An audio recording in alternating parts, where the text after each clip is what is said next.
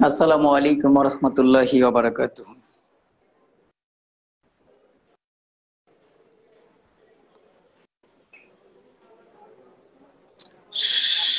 সম্মানিত চাকরি প্রত্যাশী ভাই ও বোনেরা, যারা আমার সাথে লাইভে যুক্ত আছেন, আমাদের পেইড বেসে স্টুডেন্ট যারা আছেন, তারা একটু আমাকে কনফার্ম করবেন যে আমাদের কথা শোনা যাচ্ছে কিনা এবং সব ক্লিয়ার কিনা।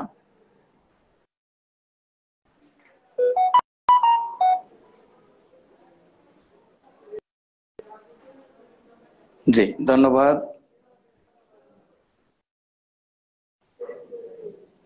আসসালামু আলাইকুম ওয়া রাহমাতুল্লাহি ওয়া বারাকাতুহু।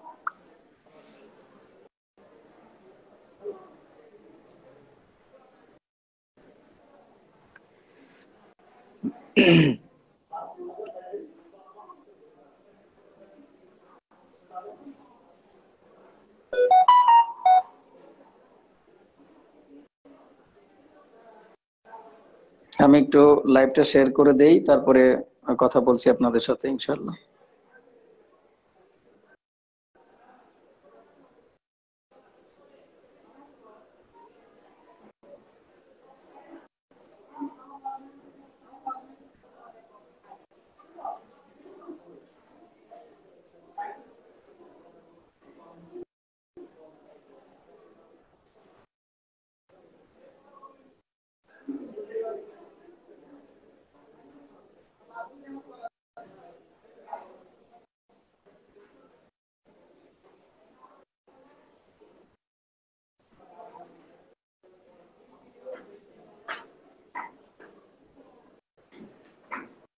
কই? হুম?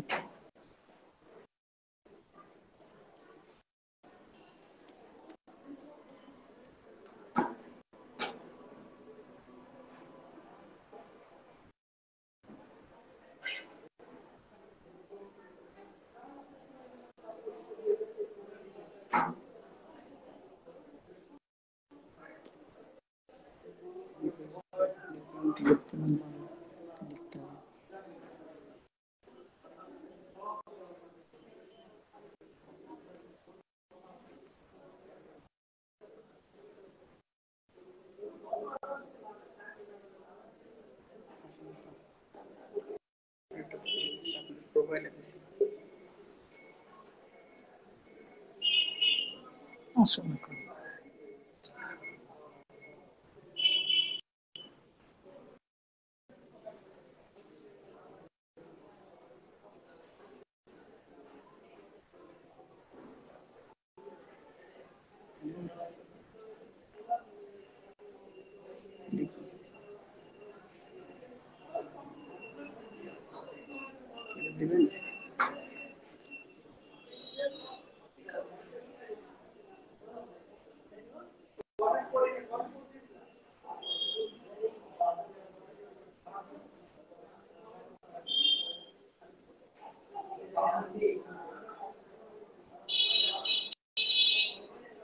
আমার আইডিতে দিয়ে দেন।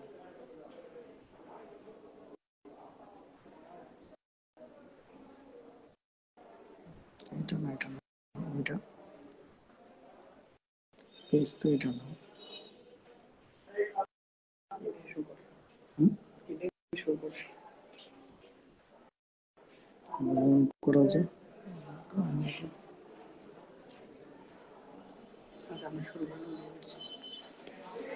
জি, ধন্যবাদ। একটু সময় নিলাম, আমরা লাইভটা শেয়ার করে দিলাম। সম্মানিত চাকরি প্রত্যাশী যারা আমার সাথে এই মুহূর্তে লাইভে যুক্ত আছেন, তারা একটু মেনশন করবেন যে আমরা বাংলা ব্যাকরণের কোন টপিকসটা নিয়ে কথা বললে আপনারা উপকৃত হবেন। আজকে লাইভটা সবার জন্য উন্মুক্ত থাকবে। পেইড বেসিস স্টুডেন্ট যারা আছেন তাদেরকে আমি আবার ধারাবাহিকভাবে পড়াবো ইনশাল্লাহ। একেবারে ভাষা থেকে শুরু করে বাংলা ব্যাকরণের সর্বশেষ টপিকস পর্যন্ত আমরা সিরিয়াল মেনটেন করে পড়ানোর চেষ্টা করব। আজকের ক্লাসটা থাকবে উন্মুক্ত সবার জন্য। আমরা অবশ্যই এমন একটা টপিক সিলেক্ট করব যেই টপিকসটা বাংলাদেশের একেবারে সামনে 47তম বিসিএস আছে, এই বিসিএস থেকে শুরু করে একেবারে 20তম গ্রেড পর্যন্ত যত চাকরির পরীক্ষা সামনে আছে প্রত্যেকের জন্য একটু উপকারে আসে, এরকম একটা টপিক নিয়ে আমরা কথা বলার চেষ্টা করব। তাই আমার সাথে যারা কথা বলতেছেন বা কথা বলতে পাচ্ছেন তারা অবশ্যই আমাকে জানাবেন যে কোন টপিকস নিয়ে কথা বললে আজকে বেটার হয়। আমি আপনাদের পছন্দ অনুযায়ী টপিকটা নিয়ে কথা বলার চেষ্টা করবো ইনশাল্লাহ।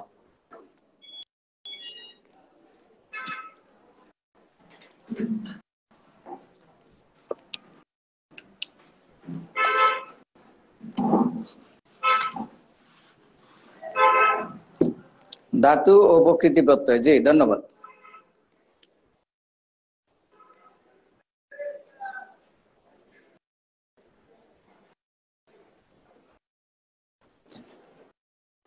দেখি আমার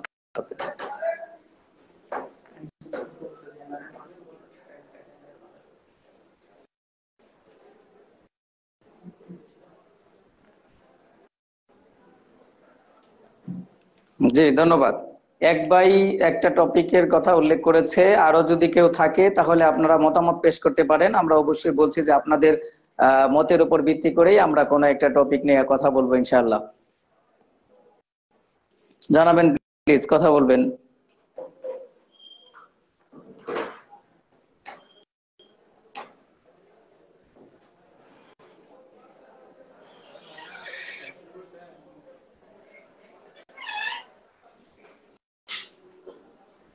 ধন্যবাদ। আরেক ভাই আরেকটা কমেন্ট করেছেন যে বাসা থেকে শুরু করলে বেটার হয়। আর কেউ আমি এখানে 21 জন 22 জনকে লাইভে দেখতে পাচ্ছি, তারা যুক্ত আছেন। তারা একটু কমেন্টস করেও জানাতে পারেন যে কোন টপিকসটা পড়ালে আপনাদের কিছুটা হলেও উপকারে আসবে সামনের আসন্ন প্রতিযোগিতামূলক পরীক্ষাগুলোতে।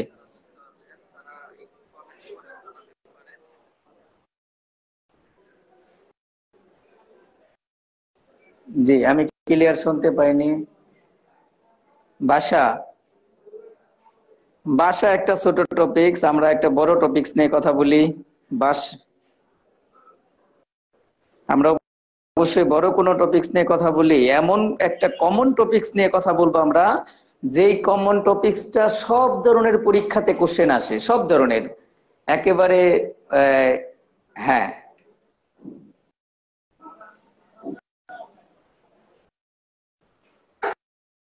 জি একজন বলেছেন সন্ধি নিয়ে ক্লাস করানোর জন্য, আর একজন বলেছেন প্রকৃতি প্রত্যয় পড়ানোর জন্য। আমরা আজকে ক্লাসটা নিব 1 ঘন্টা। 1 ঘন্টার মধ্যে আমরা এমন একটা টপিকস নিয়ে কথা বলবো যেন মোটামুটি 1 ঘন্টা এই টপিকসটা কভার করা যায়। যাই হোক, হ্যাঁ, নত্যবিধান সত্যবিধান, ধন্যবাদ। এটা আমরা ওই যেদিন শুদ্ধ বানান পড়াবো, শুদ্ধ বানানের ক্লাসে আমাদের নত্য সত্যবিধান অনেকটাই কভার হয়ে যাবে। তো পেট বেদ ছাড়া উন্মুক্ত ক্লাসে নত্য সত্যবিধান আসলে পড়ানোর মতো কিছু নাই আমার মনে হয়। আমরা এখানে কথা বলতে পারি সন্ধি সমাস, প্রকৃতি প্রত্যয়, কারক অথবা পদ প্রকরণ অথবা শব্দ প্রকরণ, এই ধরনের টপিকস গুলো নিয়ে, বড় বড় টপিকস গুলো নিয়ে কথা বলতে পারি আমরা।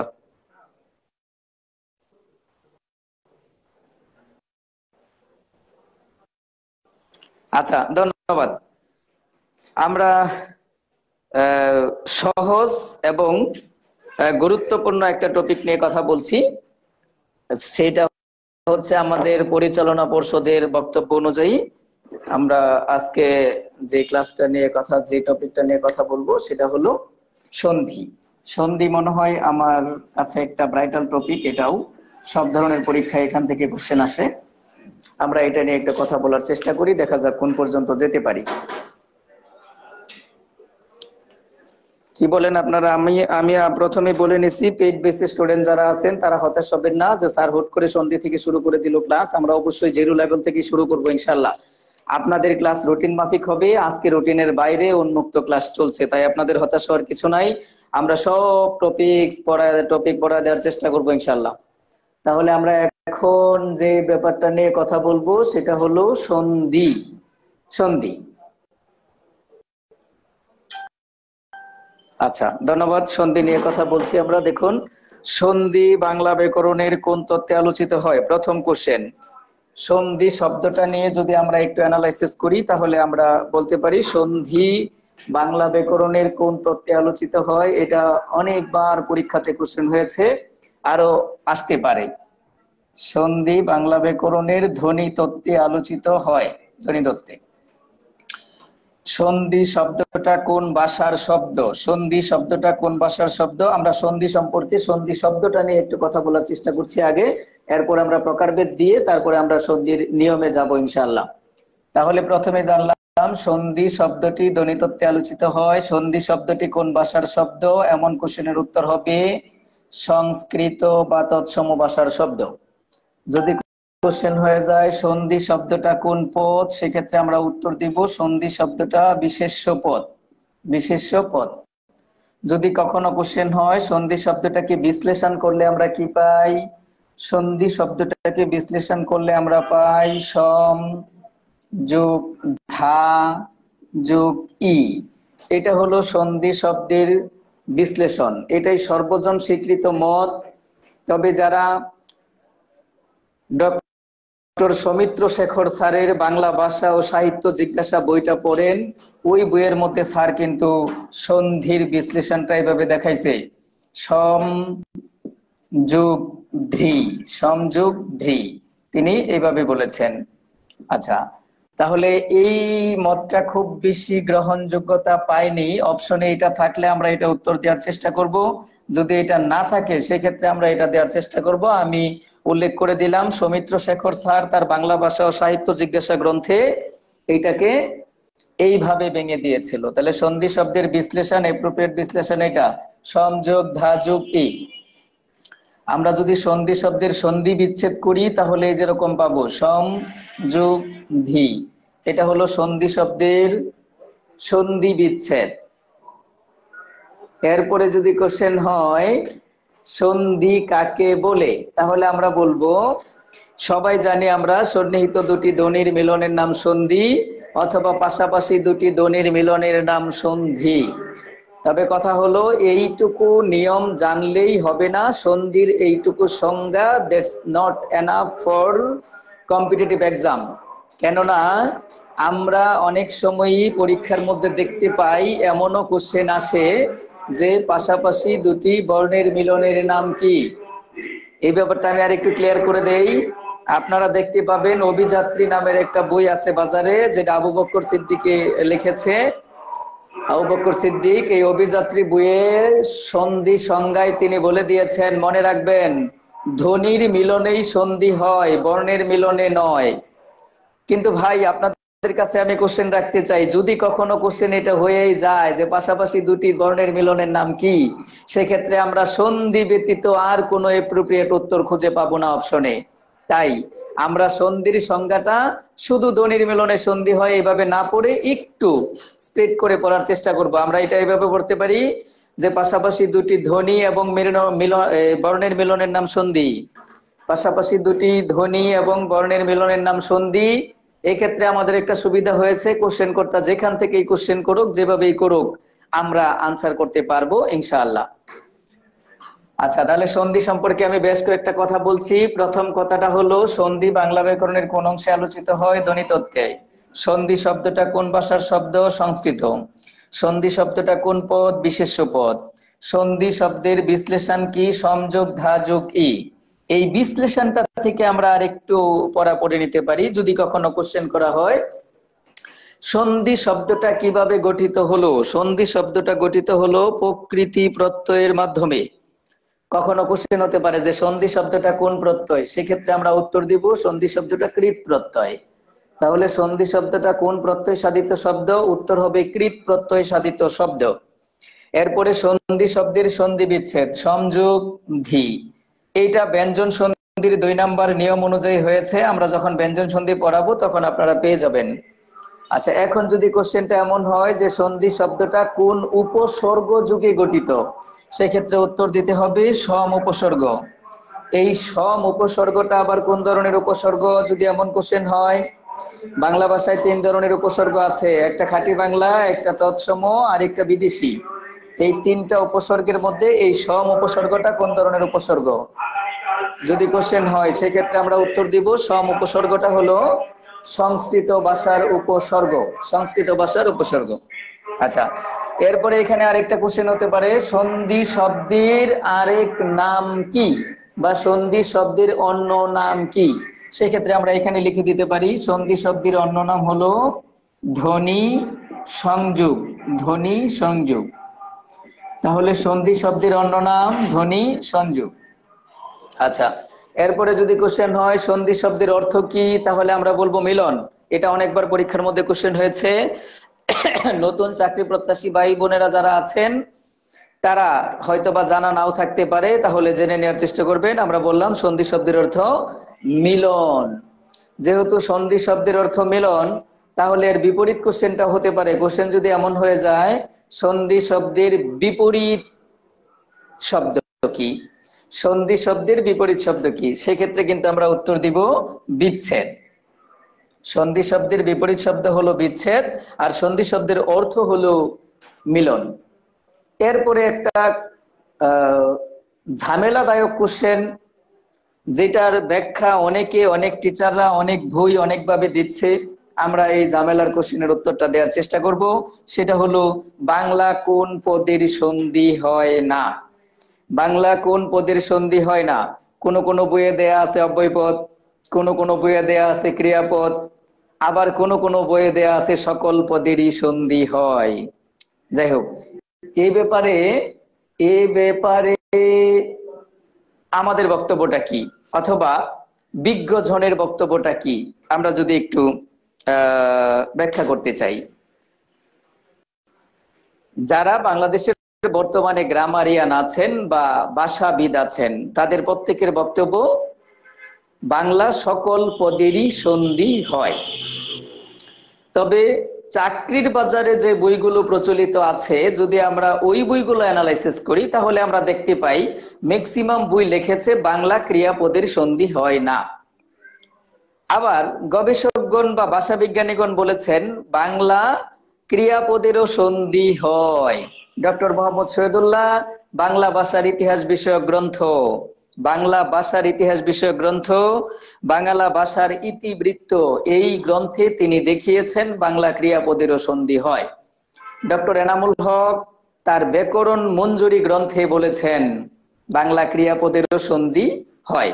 সেই দৃষ্টিকোণ থেকে যদি কোশ্চেন হয় বাংলা কোন পদের সন্ধি হয় না, তাহলে আমরা উত্তর করার চেষ্টা করব সকল পদেরই সন্ধি হয়। যদি অপশনে এইটা না থাকে, সকল পদের সন্ধি হয় এটা যদি অপশনে না থাকে, সেক্ষেত্রে আমরা উত্তর দিব ক্রিয়াপদ। তখন এপ্রোপ্রিয়েট উত্তরটা ক্রিয়াপদই হবে। যেমন ক্রিয়াপদ সম্পর্কে যেহেতু প্রচলিত একটা কথা আছে, এজন্য উত্তর হবে ক্রিয়াপদ। তাহলে আমরা বলছি যদি অপশনে কোনোটি সব কয়টি বা সকল পদেরই সন্ধি হয়, এইরকম যদি অপশন থাকে, তাহলে এটাই হবে এপ্রোপ্রিয়েট উত্তর। আর যদি এটা না থাকে, সেক্ষেত্রে আমরা উত্তর দিব ক্রিয়াপদ। তাহলে বাংলা কোন পদের সন্ধি হয় না, এমন কোশ্চেনের উত্তর হলো সকল পদেরই সন্ধি হয়। অপশনে না থাকলে আমরা উত্তর দিব ক্রিয়াপদ। এরপরে সন্ধির উদ্দেশ্য বা সুবিধা কয়টি? পরের কোশ্চেন, সন্ধির উদ্দেশ্য বা সুবিধা কয়টি? এমন কোশ্চেনের উত্তর হবে দুইটি। সন্ধির উদ্দেশ্য বা সুবিধা কয়টি? দুইটি। একটা হলো উচ্চারণের সুবিধা, আর একটা হলো ধ্বনিগত মাধুর্য সম্পাদন। একটা হলো উচ্চারণের সুবিধা, আর একটা হলো ধ্বনিগত মাধুর্য সম্পাদন। এই যে এইবার এনটিআরসি স্কুল পর্যায়ে 18তম এনটিআরসি পরীক্ষাতে কিন্তু কোশ্চেন এসেছিল সন্ধির প্রধান সুবিধা কি? উত্তর ছিল উচ্চারণের সুবিধা। তাহলে সন্ধির প্রধান সুবিধা হলো উচ্চারণের সুবিধা, আর দ্বিতীয় সুবিধাটা হলো ধ্বনিগত মাধুর্য সম্পাদন। তাহলে সন্ধির উদ্দেশ্য বা সুবিধা কয়টি? দুইটি। একটা উচ্চারণের সুবিধা, আর একটা ধ্বনিগত মাধুর্য সম্পাদন। এরপরের কোশ্চেনটা যদি হয় এরকম যে সন্ধিতে ধ্বনির কয় ধরনের মিলন ঘটে? উত্তর হবে 4 ধরনের। সন্ধিতে ধ্বনির 4 ধরনের মিলন ঘটে। সন্ধিতে ধ্বনির 4 ধরনের মিলন ঘটে। এটাও কিন্তু গুরুত্বপূর্ণ কোশ্চেন, পরীক্ষার মধ্যে আসার প্রবল সম্ভাবনা আছে সামনের দিকে। আচ্ছা, এখন আমরা দেখব সন্ধির প্রকারভেদ। সন্ধি সম্পর্কিত মোটামুটি জ্ঞানমূলক আলোচনা করা শেষ। সন্ধি শব্দটা নিয়ে যে কোশ্চেন গুলো হতে পারে, আমরা এগুলো আপনাদেরকে দেখা দেওয়ার চেষ্টা করলাম। যদি আমি আরেকবার রিপিট করি একবার করে, তাহলে দেখুন সন্ধির আরেক নাম ধ্বনি সংযোগ, সন্ধি বাংলা ব্যাকরণের ধ্বনিতত্ত্বে আলোচিত হয়। সন্ধি শব্দটা সংস্কৃত ভাষার শব্দ।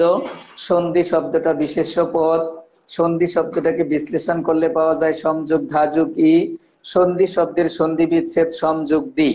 সন্ধি শব্দটা প্রত্যয় সাধিত শব্দ। যদি কোশ্চেন হয় সন্ধি শব্দটা কোন প্রত্যয়, সেক্ষেত্রে আমরা উত্তর দিব কৃৎ প্রত্যয়। সন্ধি শব্দটা কোন উপসর্গ যোগে গঠিত, উত্তর হলো সম উপসর্গ। যদি বলা হয় সন্ধিতে যে সম উপসর্গটা আছে, এই সম উপসর্গটা আবার কোন ধরনের উপসর্গ, তখন আমরা উত্তর দিব সংস্কৃত উপসর্গ। সন্ধি শব্দের অর্থ কি? মিলন। সন্ধি শব্দের বিপরীত অর্থ কি? বিচ্ছেদ। বাংলা কোন পদের সন্ধি হয় না? উত্তর সকল পদেরই সন্ধি হয়। অপশনে না থাকলে আমরা উত্তর দিব ক্রিয়াপদ। সন্ধির উদ্দেশ্য বা সুবিধা কয়টি? উত্তর হবে দুইটি। এরপরে সন্ধিতে ধ্বনির কয় ধরনের মিলন ঘটে? উত্তর হবে 4 ধরনের। এ ছিল সন্ধি সম্পর্কিত, শব্দটা সম্পর্কিত আলোচনা। এখন আমরা যদি সন্ধির প্রকারভেদটা দেখাতে চাই আপনাদেরকে।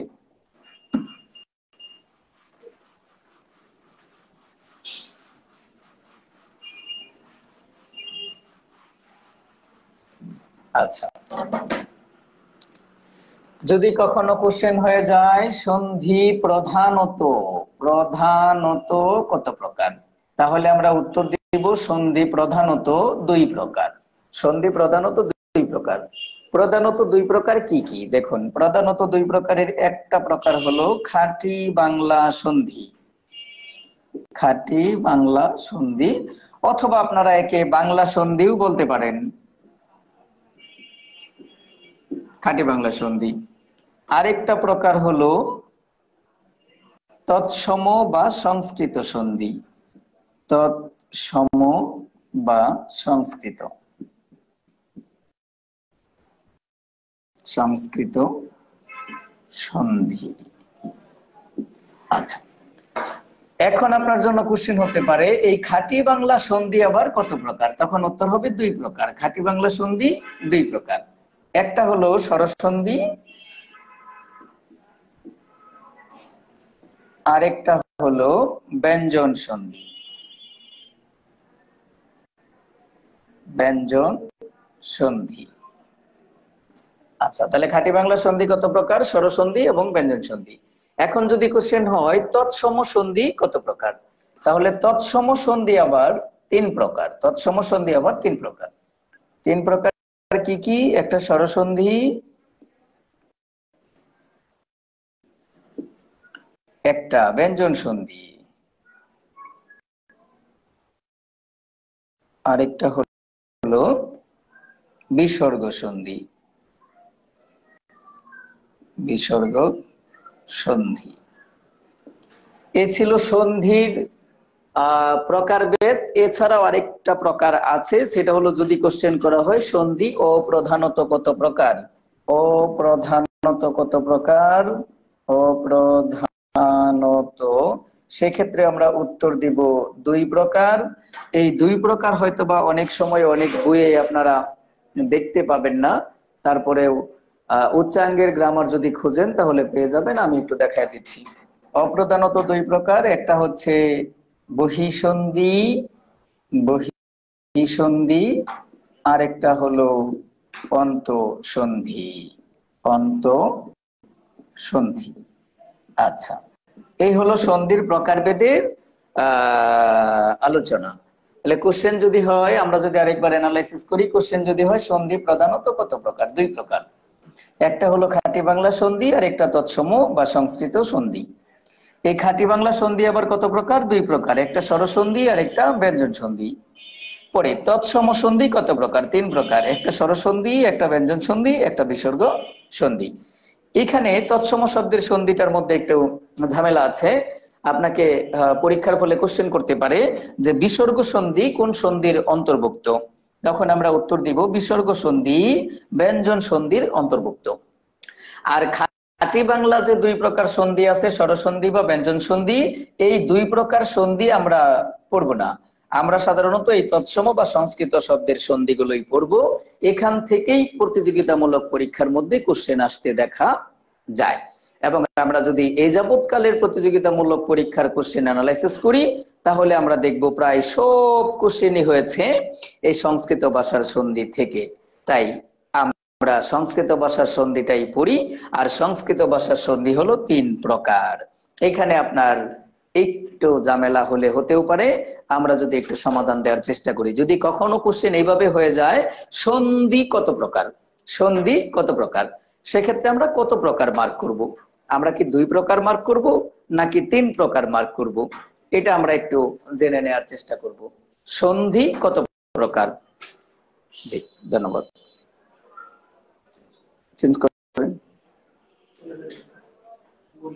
আচ্ছা, আমরা একটু এটা চেঞ্জ করে নিচ্ছি, যেহেতু জুম অ্যাপে ক্লাস চলছে, তাই আমরা আবার লিংক দিচ্ছি। একটু অপেক্ষা করেন, 1 মিনিট সময় লাগবে মাত্র।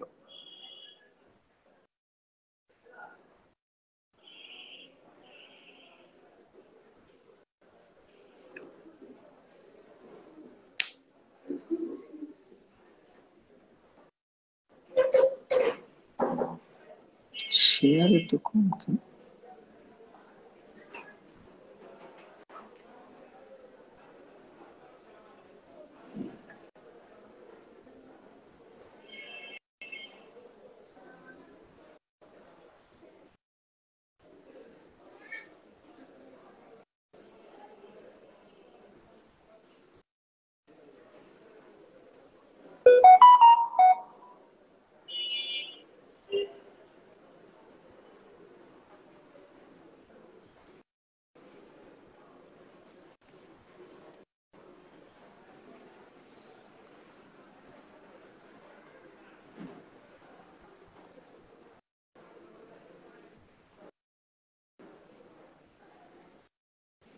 আচ্ছা, দেখুন, তাহলে যদি কোশ্চেন হয় যে সন্ধি কত প্রকার, সেক্ষেত্রে কিন্তু আমরা উত্তর দিব যে প্রকার।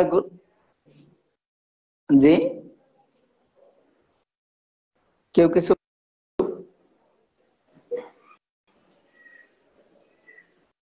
কেউ কিছু বলছেন?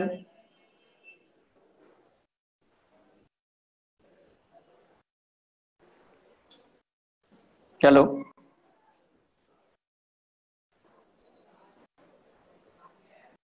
কেউ কিছু বলছেন?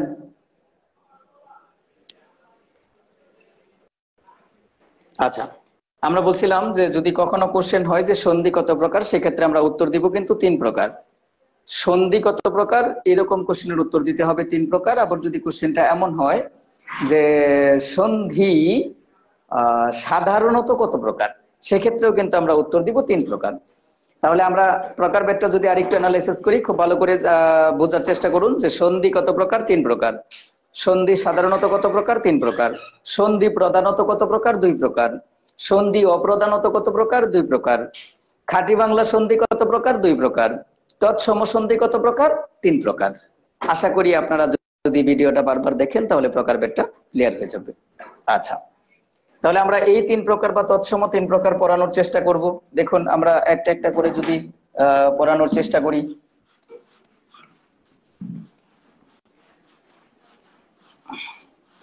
তাহলে এই 3 প্রকারের মধ্যে প্রথমেই পাবো আমরা স্বরসন্ধি, তারপরে পাবো আমরা ব্যঞ্জন সন্ধি, এরপরে আছে বিসর্গ সন্ধি। আমরা যদি এই স্বরসন্ধি, ব্যঞ্জন সন্ধি, বিসর্গ সন্ধির সংজ্ঞাটা বলতে চাই, স্বরধ্বনির সাথে স্বরধ্বনির মিলনে যে সন্ধি হবে সেটাকে বলবো আমরা স্বরসন্ধি। আর স্বরধ্বনির সাথে ব্যঞ্জন ধ্বনি, ব্যঞ্জন ধ্বনির সাথে স্বরধ্বনি এবং ব্যঞ্জন ধ্বনির সাথে ব্যঞ্জন ধ্বনির মিলনে যে সন্ধি হবে তাকে বলছি আমরা ব্যঞ্জন সন্ধি। আর বিসর্গ সন্ধি কাকে বলে? বিসর্গের সাথে স্বরধ্বনি এবং বিসর্গের সাথে ব্যঞ্জন ধ্বনির মিলনে যে সন্ধি হবে সেটা হবে বিসর্গ সন্ধি। এই যে এখানে বক্তব্যটা, আমি যে সংজ্ঞার বক্তব্যটা দিয়েছিলাম সেটা এখানে স্পষ্ট। ধরেন, এই যে বিসর্গ, এটা কিন্তু কখনো ধ্বনি না, এটা কিন্তু একটা বর্ণ। তাহলে আমরা এখানে এসে বলছি বিসর্গের সাথে স্বরধ্বনি এবং বিসর্গের সাথে ব্যঞ্জন ধ্বনির মিলনে যে সন্ধি হয় সেটাকে বলছি আমরা বিসর্গ সন্ধি। তাই আমরা বলতে পারি যে বর্ণের মিলনেও সন্ধি হয়, ধ্বনি এবং বর্ণের মিলনে সন্ধি হয়, তাই আমরা সংজ্ঞাতে এটা বলতে পারি। আচ্ছা, এরপরে এই সংজ্ঞাগুলো একেবারে সহজ, যেগুলা বাচ্চা পোলাপানেই পারে, এগুলা আপনার পরীক্ষার মধ্যে কোশ্চেন নাও হতে পারে। সংজ্ঞা থেকে এক ধরনের কোশ্চেন হতে পারে যে স্বরসন্ধি কয়টি উপায়ে সাধিত হয়। সেক্ষেত্রে কিন্তু আমরা বলতে পারি, আমরা যেহেতু বলছিলাম যে স্বরধ্বনির সাথে স্বরধ্বনির মিলনে যে সন্ধি হয় সেটাই স্বরসন্ধি, তাহলে স্বরসন্ধি মাত্র একটি উপায়ে সাধিত হয়। উপায়টা কি? স্বরধ্বনির সাথে স্বরধ্বনির মিলনেই স্বরসন্ধি হবে। তাহলে স্বরসন্ধি কয়টি উপায়ে সাধিত হয়? একটি। সংজ্ঞা থেকে কোশ্চেন। ব্যঞ্জন সন্ধি কয়টি উপায়ে সাধিত হয়? উত্তর হবে তিনটি। কিভাবে তিনটি দেখুন, স্বর প্লাস ব্যঞ্জন, ব্যঞ্জন প্লাস স্বর, ব্যঞ্জন প্লাস ব্যঞ্জন, এই তিনটি উপায়ে সাধিত হয় ব্যঞ্জন সন্ধি। তাহলে ব্যঞ্জন সন্ধি কয়টি উপায়ে সাধিত হয়? উত্তর হলো তিনটি। সংজ্ঞা থেকে কোশ্চেন। কিভাবে? স্বরধ্বনির সাথে ব্যঞ্জন। জি,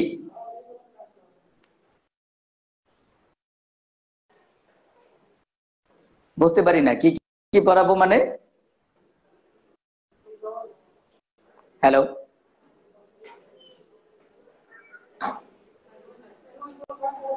কেউ কিছু বলছিলেন, আমি শুনতে পাইনি, আবার বলুন, রিপিট প্লিজ।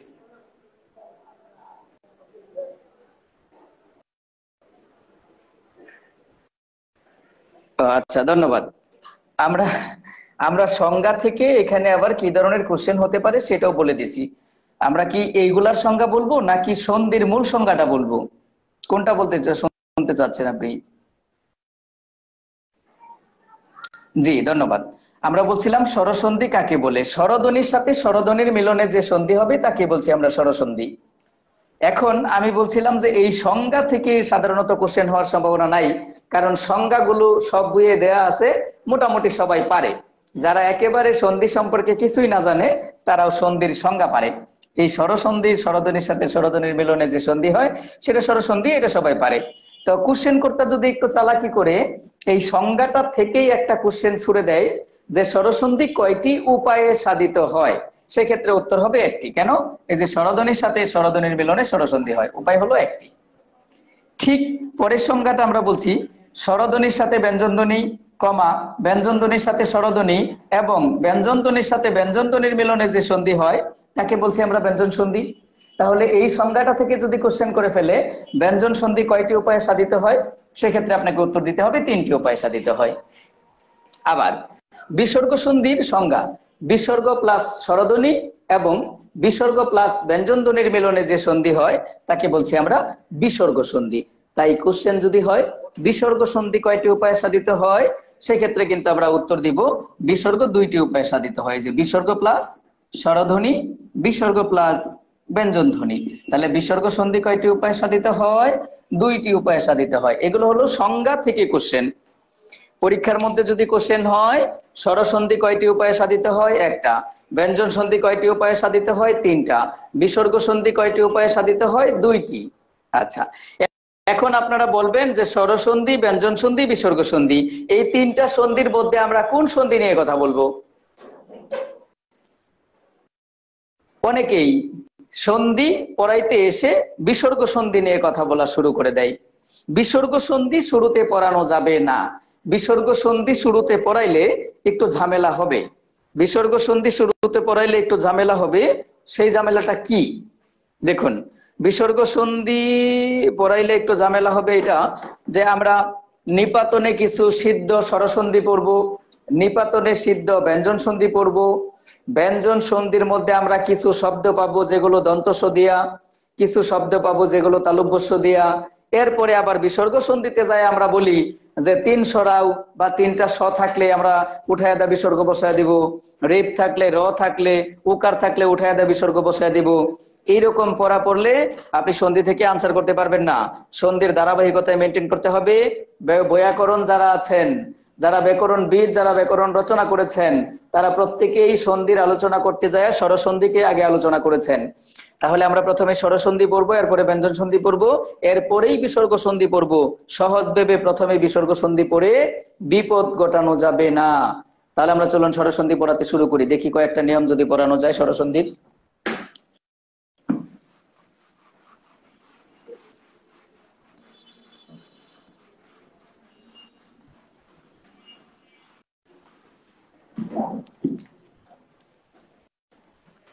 লাইট অফ হয়ে গেল কেন?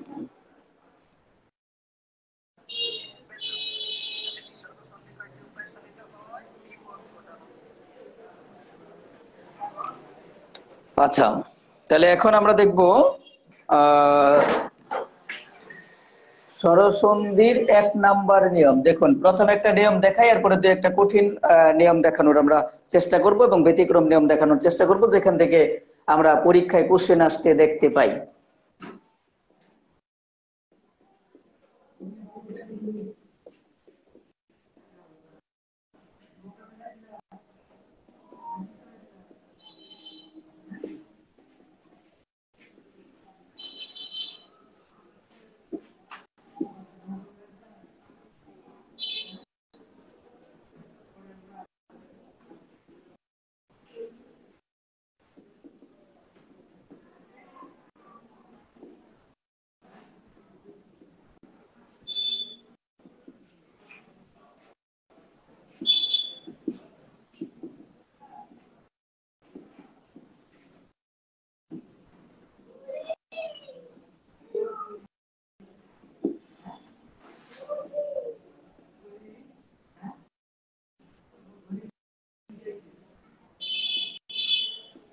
আচ্ছা, দেখুন, আমরা স্বরসন্ধির একেবারে শুরুর নিয়ম, যেটাকে আমরা নিয়ম 1 বলেছি, এই 1 নাম্বার নিয়মটা পড়ানোর চেষ্টা করছি। এই একটা নিয়ম যদি বোঝেন, তাহলে এই নিয়মের আলোকে বেশ কয়েকটা নিয়ম আছে, আপনারা ওগুলো আনসার করতে পারবেন। এরপরে আমরা কিছু ব্যতিক্রম নিয়ম দেখানোর চেষ্টা করব। এখানে আমি যেভাবে নিয়মটা লিখেছি, এভাবে হয়তোবা অনেক বই লেখে নাই নিয়মটা, তাই আপনাদের জন্য এটা মনে হয় বুঝতে একটু সুবিধা হবে। দেখুন, আমরা চেষ্টা করি বোঝানোর। প্লাসের আগে যদি অ থাকে, প্লাসের পরে অ থাকে, তাহলে দুইটা মিলে আ তৈরি করে। প্লাসের আগে অ, প্লাসের পরে আ, তাও আ বানায়। প্লাসের আগে আ, প্লাসের পরে অ, আ বানায়। প্লাসের আগেও আ, পরেও আ, আ তৈরি করে। এই আ কার রূপে? প্লাস এর পূর্বের বর্ণের সাথে যুক্ত হবে, অর্থাৎ প্লাসের পূর্বে যে বর্ণটা থাকবে এই বর্ণটার সাথে যুক্ত হয়ে যাবে। মনে রাখবেন, প্লাসের পূর্বে কিন্তু এখানে অবশ্যই ব্যঞ্জন বর্ণ বা ব্যঞ্জন ধ্বনি থাকবে। সেই ব্যঞ্জন ধ্বনি বা ব্যঞ্জন বর্ণটার সাথে আমরা এই আটা কার রূপে যুক্ত করে দিব। এটাই হলো 1 নাম্বার নিয়ম। আমরা এটাকে খুব সহজ করে এভাবে লিখতে পারি। দেখুন, এই যে এই পাশে দুইটা ও আছে, দুইটা আ, এই পাশে দুইটা ও আছে, দুইটা আ। তাই আমরা এই নিয়মটাকে খুব সহজ করে এভাবে লিখতে পারতাম, ও অবলিক আ প্লাস ও অবলিক আ ইকুয়াল টু বানায় আ। এই আটা কার রূপে? প্লাসের পূর্বের ধ্বনির সাথে বা প্লাসের পূর্বের ব্যঞ্জন ধ্বনির সাথে যুক্ত হবে। এটা কিন্তু আমরা লিখতে পারতাম, কিন্তু এই নিয়মটা একটু ঝাপসা থেকে যাবে, যে কিভাবে আসলে কখন অ থাকলে আ হয়ে যায়, কিভাবে দুইটা অ থাকলে আ হয়ে যায়, কিভাবে ও আ থাকলে আ হয়ে যায়, কিভাবে আ ও থাকলে আ হয়ে যায়, এটা কিন্তু ক্লিয়ার করা যাচ্ছে না এই নিয়মটা দিয়ে। তাই আমরা নিয়মটা এইভাবে সাজিয়েছি। এইভাবে সাজানোর কারণে যেটা হয়েছে, দেখি আমরা এখন এক্সাম্পল দেই, বুঝতে পারি কিনা।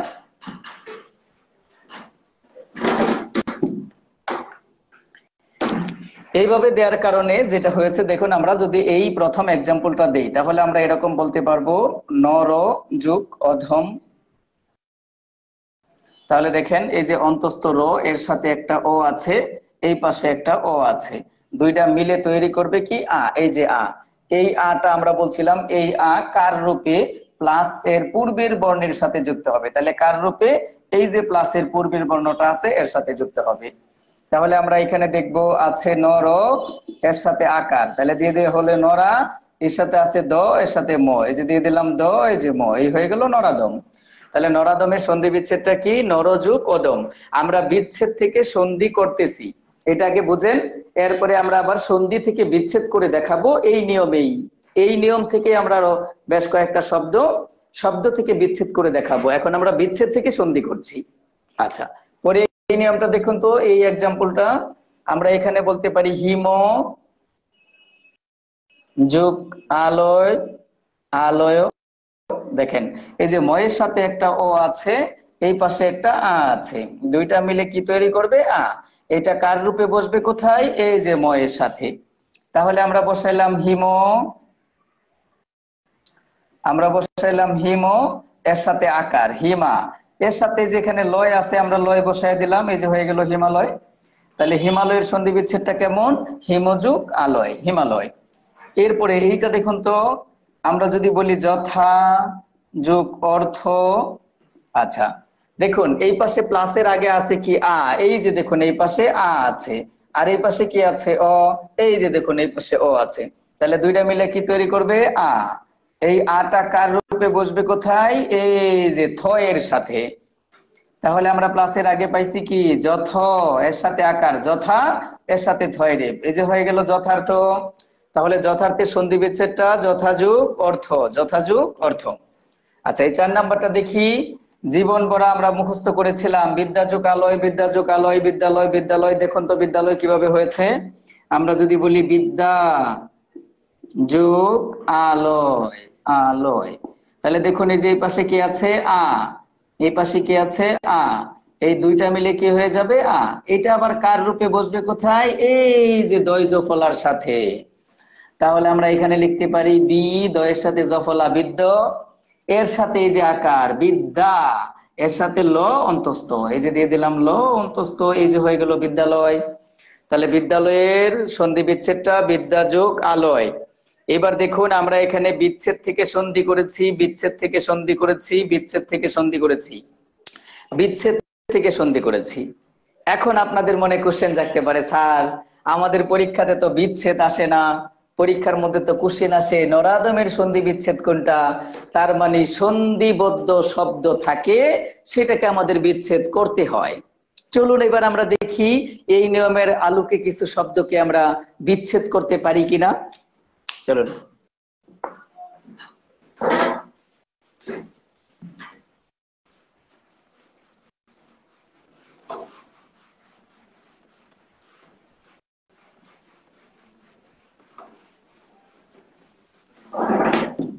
আচ্ছা আমরা অনেকগুলো শব্দ লেখার চেষ্টা করছি। দেখুন আমরা যদি লিখি সদানন্দ, সদানন্দ, সদানন্দ মানে সব সময় আনন্দ। এরপরে আমরা লিখবো গীতাঞ্জলি, গীতাঞ্জলির সন্ধি বিচ্ছেদ করব গীতাঞ্জলি। আমরা যদি সন্ধি বিচ্ছেদ করি সপ্তাহ, সপ্তাহের সন্ধি বিচ্ছেদ করব। আচ্ছা এরপরে আমরা সন্ধি বিচ্ছেদ করতে পারি শশাঙ্ক, শশাঙ্ক, অনেকবার কোশ্চেন হয়েছে এটাও শশাঙ্ক, আমরা এটার সন্ধি বিচ্ছেদ করব। দেখুন অনেকগুলো 4টা শব্দ আমরা লিখেছি, এই 4টা শব্দের সন্ধি বিচ্ছেদ করার চেষ্টা করছি। এই শব্দটার মাঝখানে দেখেন একটা আ আছে, তাহলে আমরা যে নিয়মটা পড়তাছি সেটা হলো এই যে আকারের, তাহলে আকার আছে, আকারের আগে যেটুকু আছে এইটুকু আপনি প্লাসের আগে রেখে দিবেন, তাহলে আছে কি সদ, এই যে আমরা নিলাম সদ, ও দিলাম, তাহলে আমরা দয়ের সাথে কি পাইছি ও। এখন কথা হলো এই সদর যদি কোনো অর্থ থাকে তাহলে আপনি সদয় রেখে দিবেন, আর সদ দিয়ে যদি কোনো অর্থ না হয় তাহলে আপনার কাছে সুযোগ আছে আ নেয়ার, তাহলে আপনি আ নিবেন, কি হবে সদা। আচ্ছা এখন আসুন সদর কোনো অর্থ নাই, এই সদা কথার অর্থ আছে, সদা মানে সব সময়, সদা মানে সব সময়। আচ্ছা এরপরে প্লাসের পরে এই যে আমরা প্লাস দিয়ে দিলাম, প্লাসের পরে এই যে সূত্রের প্রথম নিয়ম, প্রথমে ও আমরা নিলাম ও, এখানে আছে কি নন্দ, এই যে আমরা দিয়ে দিলাম নন্দ। এখন দেখুন শব্দটা হলো অনন্দ, এই অনন্দর কোনো অর্থ নাই, তাহলে আমাদের হাতে সুযোগ আছে আ নেয়ার, দেখি তো আমরা আ নিয়ে অর্থ পাই কিনা। তাহলে আমরা এখানে আ নিলাম, আ নিলে হয়ে গেল আনন্দ, বাস হয়ে গেল। আচ্ছা তাহলে সদানন্দের সন্ধি বিচ্ছেদটা কি সদাযুগ আনন্দ, মানে সব সময় আনন্দ, তাকে বলা হয় সদানন্দ। আচ্ছা এবার আসুন তো গীতাঞ্জলি। এই গীতাঞ্জলির প্রথম অংশ গীত, এরপরে আছে অঞ্জলি, এই যেখানে আ আছে, তাহলে আ এর আগেরটা আমরা প্লাসের আগে রেখে দিব, তাহলে আমরা কি বলবো গীত যুগ, এই যে নিয়মের ও, এই যে আমরা নিলাম ও, এর সাথে কি আছে জলি, এই যে আমরা দিয়ে দিলাম জলি। তাহলে এখন আসুন এই আমরা যখন শুদ্ধ বানান পড়াবো তখন দেখবেন আপনারা অঞ্জলি বানানটা এরকমই, অঞ্জলি তো ও দিয়েই হবে, অঞ্জলি তো আর আ হওয়ার সুযোগ নাই। তাহলে গীতাঞ্জলি সন্ধি বিচ্ছেদটা হয়ে গেল গীত যুগ অঞ্জলি। আচ্ছা কেউ কেউ কিন্তু এটাকে গীতা যুগ অঞ্জলিও বলে থাকে, গীতাঞ্জলি। আসলে গীতা যুগ অঞ্জলি হওয়ার সম্ভাবনা কতটুকু এটা আমি জানি না, এর এপ্রোপ্রিয়েট উত্তরটা এটাই হবে। আপনারা যদি চান তাহলে বাংলা একাডেমির আধুনিক বাংলা অভিধানে দেখে নিতে পারেন, গীত যুগ অঞ্জলি দেয়া আছে। আমি জেনেই আপনাকে এই কথা বলছি। তাহলে গীতাঞ্জলি সন্ধি বিচ্ছেদটা হবে গীত যুগ অঞ্জলি। এরপরে দেখুন সপ্তাহ, যেখানে আকার আছে এর আগে কি আছে সপ্ত, তাহলে আমরা এই যেখানে আকার আছে এর আগেরটা প্লাসের আগে রেখে দিব, আমরা বললাম সপ্ত যুগ, এই যে প্রথমে আছে ও, অ, নিলাম আমরা অ, এখানে রয়েছে কি হ, অহ। এখন এই শব্দ কথার অর্থ না থাকলে আপনার হাতে সুযোগ আছে আ নেয়ার, আপনি সত্তা দিতে পারেন। অহ কথার অর্থ না থাকলে আপনার কাছে সুযোগ আছে আ নেয়ার, আপনি আ দিয়া আহ দিতে পারেন। বরং আহর কোনো অর্থ নাই, সপ্তার কোনো অর্থ নাই। এই সপ্ত কথার অর্থ সাত, অহ কথার অর্থ দিন। 7 দিনের সমষ্টিকে বলা হয় সপ্তাহ। তাহলে সপ্তাহের সন্ধি বিচ্ছেদটা সপ্তযুগহ, এটাই এপ্রোপ্রিয়েট। এখানে সপ্তাহ দিলে ভুল হবে, আহ দিলে ভুল হবে। আচ্ছা, এই যে এইভাবে একটা শব্দ থেকে থেকে অর্থ দেখে দেখে আপনাকে সন্ধি বিচ্ছেদ করতে হবে। আমার মনে হয় যে আমরা যারা বাংলা ব্যাকগ্রাউন্ডের না, বাংলা পড়ি নাই, তারা এইভাবে অর্থ খুঁজে খুঁজে একটা শব্দ থেকে সন্ধি বিচ্ছেদ করাটা একটু কঠিন। তাই আপনার জন্য একটা ভালো ব্যাকরণ বই কিনে, ভালো একটা গ্রামার বই কিনে সেখানে আপনাকে অবশ্যই এই ব্যাপারগুলো প্র্যাকটিস করতে হবে। যে সদানন্দের সন্ধি বিচ্ছেদটা কেমন, গীতাঞ্জলির সন্ধি বিচ্ছেদটা কেমন, সপ্তাহের সন্ধি বিচ্ছেদটা কেমন, শশাঙ্কের সন্ধি বিচ্ছেদটা কেমন, প্র্যাকটিস করতে হবে। যদি প্র্যাকটিস না করেন, যদি আপনি এইভাবে শিখে ফেলতে চান, তাহলে পারবেন, কারণ মানুষই তো পারে, তবে আপনার একটু সময় লাগবে আর কি। যদি আপনি বাংলা ব্যাকগ্রাউন্ডের না হয়ে থাকেন, তাহলে আপনার একটু বেশি সময় লেগে যাবে। আর এতটা সময় হয়তো বা আপনি পাবেন না চাকরির প্রিপারেশন নেওয়ার ক্ষেত্রে। আমাদেরকে বড় অন্যান্য টপিকস আছে, অন্যান্য সাবজেক্ট আছে, এগুলো পড়তে হবে। তাই আমরা এক সন্ধির পিছনে পড়ে থাকলে চলবে না। তাই আপনারা কি করবেন, ওই বই থেকে এগুলো প্র্যাকটিস করবেন। এইভাবে শব্দ থেকে আপনারা অর্থ খুঁজে খুঁজে সন্ধি বিচ্ছেদ করতে পারবেন না। আমার যেটুকু গবেষণা বাংলার উপরে আছে, এটা থেকে আপনাকে এই কথা বললাম। তারপরে আপনি ট্রাই করতে পারেন। এবার আসুন শশাঙ্ক সন্ধি বিচ্ছেদ করব। এই যেখানে আকার আছে, তাহলে আকারের আগেরটা আমরা প্লাসের আগে রেখে দিব। তাহলে আমরা বলবো শশ যোগ, এই যে সূত্রের বা নিয়মের প্রথম অ, এই যে আমরা নিলাম অ, এই যেখানে কি আছে উ অঙ্ক, এই যে আমরা দিয়ে দিলাম উ অঙ্ক। তাহলে শশ যোগ অঙ্ক ইকুয়াল টু শশাঙ্ক। এখন যদি আমাকে বলেন স্যার শশাঙ্ক হইল কিভাবে, আমাকে একটু দেখান। এই যে দেখুন তালব্যস্যের সাথে অ আছে, এই পাশে অ আছে, দুইটা মিলে আ হয়ে যাবে। এই আটা কার রূপে বসবে তালব্যস্যের সাথে। তাহলে আমরা বসাইলাম শ শ, এর সাথে আকার শশা, এর সাথে উ অঙ্ক, এই যে হয়ে গেল শশাঙ্ক। আচ্ছা, এটা ছিল 1 নাম্বার নিয়ম। এই 1 নাম্বার নিয়ম যদি আপনি বুঝে থাকেন, এই নিয়মের আলোকে আপনারা প্রত্যেক বইয়ে আরো 7টা নিয়ম পাবেন, আরো 6টা নিয়ম পাবেন, আরো 6টা নিয়ম পাবেন, টোটাল 7টা নিয়ম। এই একই নিয়মকে ফলো করবে 7টা নিয়ম। এরপরে আরো কয়েকটা নিয়ম পাবেন আপনারা, ব্যতিক্রম নিয়ম। আমরা যদি সেই ব্যতিক্রম নিয়মটা, ব্যতিক্রম কয়েকটা নিয়ম আপনাদেরকে দেখানোর চেষ্টা করি। দেখুন,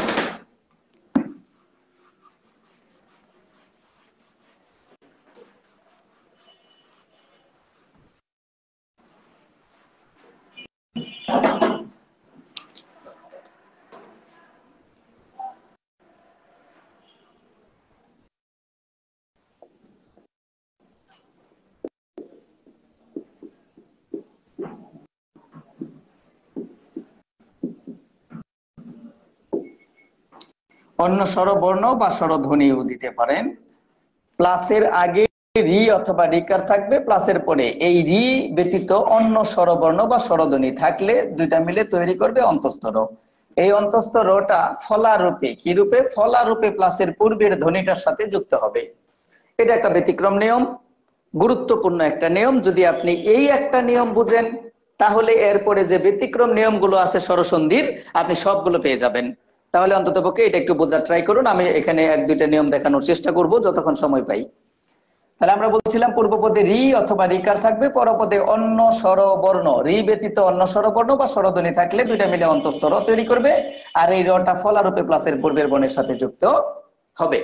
আমরা সবাই পৈতৃক সম্পত্তি পেয়ে থাকি, আমরা অনেক সবাই পিতার ঐশ্বর্য পেয়ে থাকি।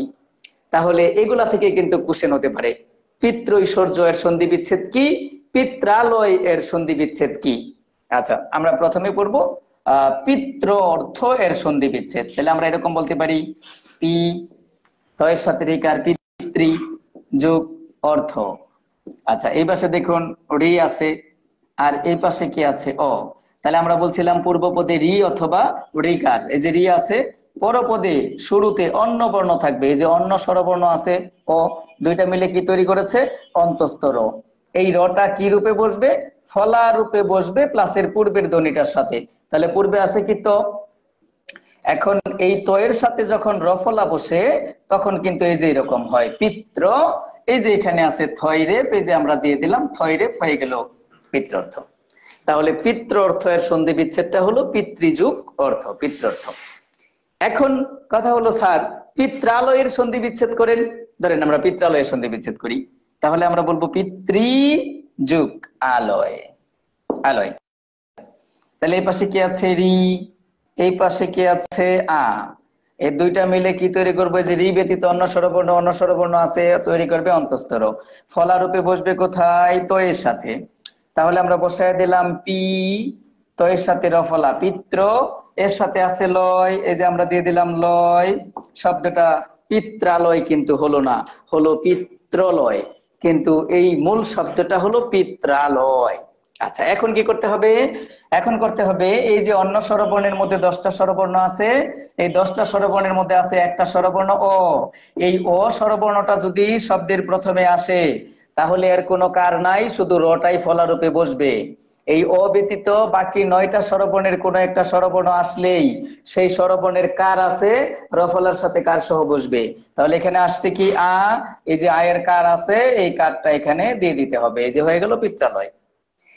এই শব্দটা যদি বুঝতে খুব কষ্ট হয় তাহলে আমরা এখন একটা শব্দ লিখবো, লিখে ওইটা বিচ্ছেদ করে দেখানোর চেষ্টা করব, তাহলে ক্লিয়ার হয়ে যাবে ব্যাপারটা। দেখুন, একটা বড় শব্দ লিখছি এখন, ওই বড় শব্দটা থেকে আমরা বিচ্ছেদ করে দেখাবো।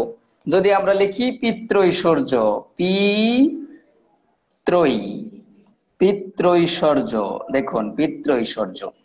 তাহলে এখানে আমরা যে নিয়মটা পড়তাছি রফলার, এই যে রফলা আছে, রফলা যদি থাকে তাহলে রফলা যার সাথে আছে ওইটা প্লাসের আগে রেখে দিব। তাহলে রফলা আছে কার সাথে? তো এর সাথে।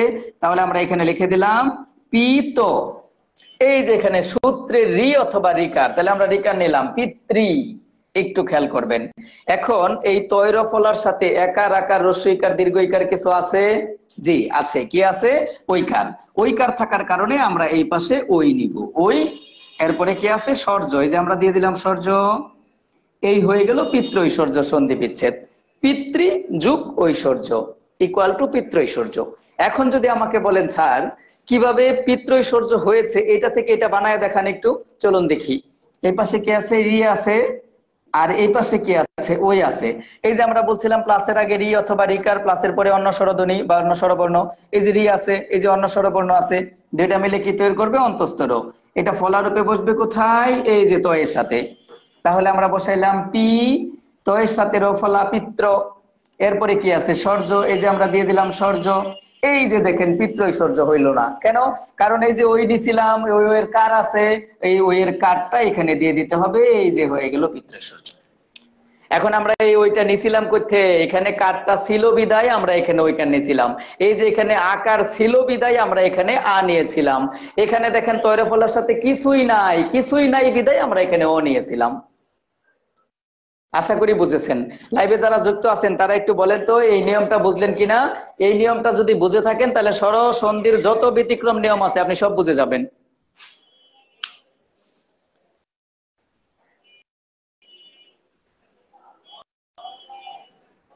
এটা এটা রিপিট করব। এই নিয়মটা যদি রিপিট করিও তাহলে হয়তো বা আপনার আর খুব বেশি একটা উপকার হবে না। আমরা এই নিয়মের আলোকে আরো একটা নিয়ম পড়াই, দেখুন তো পরে আপনি বুঝতে পারেন কিনা, কি বলেন? এই নিয়মের আলোকে আমরা আরো একটা নিয়ম পড়াচ্ছি। আমরা বলছিলাম এটা ব্যতিক্রম নিয়ম শুরু, এখান থেকে যতগুলো নিয়ম আছে যদি এই একটা বুঝেন তাহলে বাকিগুলো ওটু। আমি আপনাকে বলছিলাম ষড়সন্ধির একটা নিয়ম পড়াইছি, এরপরে বলছি 7টা নিয়ম পর্যন্ত একই নিয়ম, একই ধারাবাহিকতা অব্যাহত থাকবে। আপনি একটা বুঝলে 7টা ওকে। ঠিক এখানে যে ব্যতিক্রম নিয়মটা পড়াইলাম, এই নিয়মটা যদি বুঝেন তাহলে এরপরে যত নিয়ম আছে সব আপনি বুঝবেন। আচ্ছা, যদি এটা না বুঝে থাকেন তাহলে দেখেন এই নিয়মের আলোকে আমি আরেকটা নিয়ম পড়াচ্ছি, এটা বোঝানোর, এটা বোঝার চেষ্টা করেন, দেখি আমরা বুঝি কিনা এটা। এই যে দেখেন এখানে আমরা জাস্ট এই কন্টেন্টটা মুছে দিলাম, মুছে দিয়ে আমরা এখানে লিখবো, আবার আবার আবার চেঞ্জ করছেন। আচ্ছা, দেখুন রস্যই অবলিক দীর্ঘই, এই যেখানে প্লাস আছে প্লাসের পরে অন্য স্বরবর্ণ বা স্বরধ্বনি, এই দুইটা মিলে যেটা তৈরি করবে এটা অন্তস্থ জ। এই যে অন্তস্থ জ তৈরি করবে। এই অন্তস্থ জটা কি রূপে? এই যে ফলা রূপে প্লাসের পূর্বের ধ্বনিটার সাথে যুক্ত হবে, ফলা রূপে। তাহলে দেখুন আমরা বললাম অতি, অতি যোগ অন্ত। দেখেন এই যে তো এর সাথে আছে কি রস্যই, আর এই পাশে কি আছে অ। আমরা বলছিলাম প্লাসের আগে রস্যি অথবা দীর্ঘ, দুইটার একটা থাকবে, প্লাসের পরে অন্য স্বরবর্ণ থাকবে। এই যে অন্য স্বরবর্ণ ও আছে, দুইটা মিলে কি তৈরি করবে? অন্তস্থ জ তৈরি করবে। এই জটা ফলা রূপে যে প্লাসের পূর্বের ধ্বনিটার সাথে যুক্ত হবে। তাহলে যে তো এর সাথে যুক্ত হবে, দেখুন আমরা বললাম ও তো অত, এর সাথে জ ফলা, তাহলে অত্ত, এর সাথে যেখানে আছে নয়তো আমরা দিয়ে দিলাম নয়তো, এই যে হলো অত্যন্ত। তাহলে অত্যন্ত এর সন্ধি বিচ্ছেদটা কি? অতি যুগ অন্ত, অত্যন্ত। আচ্ছা, এখন আমরা একটা শব্দ লিখবো, ওই শব্দটা থেকে আমরা বিচ্ছেদ করব। দেখুন আমরা সারা জীবন মুখস্থ করছি ইত্যাদি, ইতি যোগাদি, ইত্যাদি, ইতি যোগাদি, ইত্যাদি। দেখুন এখানে যেটা জফলা আছে, আমরা নিয়মটাও পড়তেছি জফলার। তাহলে জফলাটা আছে কার সাথে? তো এর সাথে। এখন আমরা তো এর সাথে রস্যি অথবা দীর্ঘ ইকার দুইটার একটা দিয়ে দিব। তাহলে আমরা ইতি বানান রস্যির সাথে, তো এর সাথে রস্যি ইকার, ইতি বানান আমরা এইভাবে লিখি। এই যেভাবে লিখলাম ইতি। এখন দেখুন এই জফলাটার সাথে আকার, একার, রস্যি ইকার, দীর্ঘ ইকার কিছু আছে? জি নিশ্চয়ই আছে, আকার আছে। তাহলে আকার থাকার কারণে আমরা এই পাশে আ নিব, আর এই পাশে কি আছে? দি। এই যে দিয়ে দিলাম দি। এই যে দেখেন ইত্যাদি সন্ধি বিচ্ছেদটা হয়ে গেল, ইতি যুগ আদি। এখন যদি আমরা বলি এখান থেকে স্যার এটা বানায় দেখান, তাহলে দেখি আমরা, এই যে তো এর সাথে রস্যি আছে, এই পাশে কি আছে? আ। আমরা বলছিলাম পূর্বপদে রস্যি এবং দীর্ঘই, পরপদে অন্য স্বরধ্বনি থাকবে, থাকলে দুইটা মিলে কি তৈরি করবে? অন্তস্থ জ। এই যে অন্তস্থ জ তৈরি করলো, এটা ফলারূপে বসবে কোথায়? এই যে প্লাসের পূর্বের ধ্বনিটার সাথে। তাহলে প্লাসের পূর্বের ধ্বনিটার সাথে যখন বসবো, দেখুন তাহলে আমরা বসাই কি হয়। আমরা এখানে নিব কি? ইত। এই যে ইত, এর সাথে জফলা ইত্ত, এর সাথে দি, ইত্ত দি। এই যে দেখেন শব্দটা কিন্তু হলো না, কেন? কারণ এই যে পাশে আমরা আ নিছিলাম, এর কার আছে? এর কারটা এখানে দিয়ে দিন, এই যে হয়ে গেল ইত্যাদি। বলে তো ভাই বুঝলেন কিনা ওই আগের নিয়মটার আলোকে এই নিয়মটা? জি ধন্যবাদ। তাহলে আপনাদের আজকের বাংলা ক্লাসটা এখানে আমাকে শেষ করতে হচ্ছে, কারণ আমাদের জিকে টিচার অলরেডি এসে অপেক্ষা করতেছে। এখন জেনারেল নলেজ থেকে কথা বলবে জিকে টিচার। আপনারা জিকে টিচারের লাইভ ক্লাসটা দেখার চেষ্টা করেন। আমি অবশ্যই আমন্ত্রণ জানাবো বা জানাচ্ছি, আপনারা জিকে টিচারের ক্লাসটা দেখুন। আমরা আবার পরবর্তী কখনো যদি সুযোগ হয় লাইভে এসে কথা বলবো ইনশাল্লাহ। আর পেড বেস যারা পেডে ভর্তি হয়েছেন, আমি প্রথমেই বলে নিছিলাম আপনাদেরকে সন্ধি থেকে শুরু করব না, আপনাদের শুরু থেকেই শুরু করব। সন্ধির যেটুকু অংশ পড়াইছি এইটুকু অংশ আপনাদেরকে আবার পড়াবো। তাই যদি আজকে কেউ নাও বুঝে থাকেন, হতাশ হওয়ার কিছু নাই। এতক্ষণ যারা আমার সাথে লাইভে যুক্ত ছিলেন তাদেরকে ধন্যবাদ দিয়ে, সবার সুস্বাস্থ্য কামনা করে, সর্বাঙ্গীন উজ্জ্বল ভবিষ্যৎ কামনা করে আমার সংক্ষিপ্ত ক্লাস এখানে শেষ করছি। দেখা হবে আগামী কোনো লাইভ সেশনে। ধন্যবাদ।